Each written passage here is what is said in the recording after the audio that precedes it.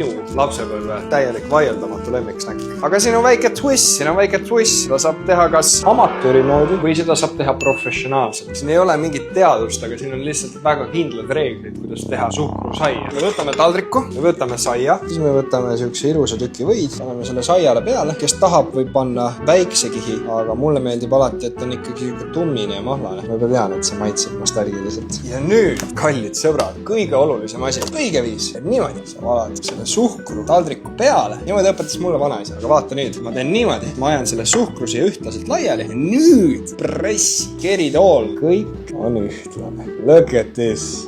See on mälestused kuubis. Cheers!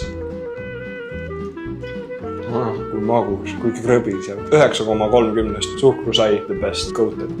Järgmiseks on juustusai kartulimaitseaine. Juustusaiad, neid sai niimoodi pugida väiksena. Praegu ma teen klassikalise juustusaia ehk siis või juust peale ja ahju.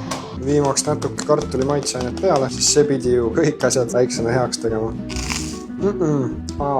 Okei, ma kuulen sind.